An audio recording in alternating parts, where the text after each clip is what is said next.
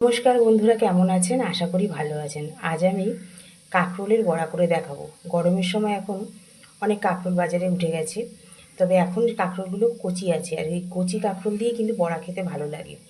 এরপরে কাঁকরোলগুলো যখন দানা হয়ে যাবে তখন কিন্তু এই বড়াটা খেতে ভালো লাগবে না।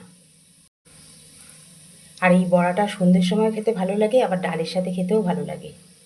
কাঁকরোলের বড়া করতে আমি এখানে মানে কচি কাঁকরোল নিয়ে নিয়েছি, যেগুলোর দানা হয়ে যায়নি।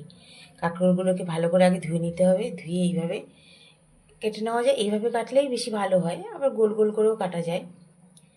এরপর আমি লবণ হলুদ দিয়ে আর একটু মিষ্টি দিয়ে এটাকে ম্যারিনেট করে রেখে দেবো। কাটার সময় এই যে গায়ের যে একটা খসখসা মতো থাকে, সেগুলোকে কিন্তু ফেলে দিতে হবে। দিয়ে দিচ্ছি লবণ, খুব বেশি লবণ দেবো না, কারণ বেসনের মধ্যে একটু লবণ দিতে হবে। দিয়ে দিচ্ছি হলুদ, দিচ্ছি মিষ্টি। এগুলোকে সব ম্যারিনেট করে নিয়েছি, এবার আধ ঘন্টা থাকবে। আধ ঘন্টা পর এই যে কাঁকরোলগুলো নরম হয়ে যাবে, আর এর মধ্যে লবণটাও ঢুকে যাবে। এখানে নিয়ে নেব বেসন, নিয়ে নিচ্ছি অল্প করে চালের গুঁড়ো। বেসনের সাথে চালের গুঁড়ো দিলে বেশ জিনিসটা মুচমুচে হবে। দিচ্ছি লবণ, হলুদ গুঁড়ো, কালো জিরে, দিয়ে দিয়েছি লঙ্কার গুঁড়ো একটু ঝালের জন্য। বেসনটা গুলিয়ে নিয়েছি জল দিয়ে, ঠিক এইরকমভাবে ব্যাটারটা হবে, এর থেকে বেশি পাতলা করা যাবে না। আমি কিন্তু এটা হাত দিয়েই করে নিয়েছি, কেন অনেকক্ষণ এটা ফেটিয়ে নিতে হয়েছে, তাহলে জিনিসটা ভালো হবে।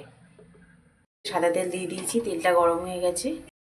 কাঁকরোলগুলো নিয়ে নেব, নিয়ে এর মধ্যে ব্যাটারটা লাগিয়ে নেব। আর এগুলো কিন্তু একমাত্র কচি কাঁকরোল দিয়ে ভালো লাগবে। দিয়ে দিলাম তেলের মধ্যে। দানাওয়ালা কাঁকরোল কিন্তু ভালো লাগবে না। একসাথে যে কটা হয় সে কটা দিয়ে দিয়েছি। এবার এগুলোকে একটু গ্যাস কমিয়ে কমিয়ে ভেজে নেবো, তাহলে ভেতরটা নরম হবে। আমার এগুলো ভাজা হয়ে গেছে, তুলে নেব। এইভাবে বাকিগুলো সব ভেজে নেব। কাঁকরোলের বড়া আমার রেডি। আর আমার এই রেসিপিটি যদি আপনাদের ভালো লেগে থাকে তাহলে একটি লাইক, কমেন্ট, শেয়ার এবং আমার চ্যানেল মনির ইচ্ছেকে সাবস্ক্রাইব করার অনুরোধ রইল। আজকের মতো এই পর্যন্ত, আবার আসবো নতুন কোনো রেসিপি নিয়ে। সবাই ভালো থাকবেন, সুস্থ থাকবেন।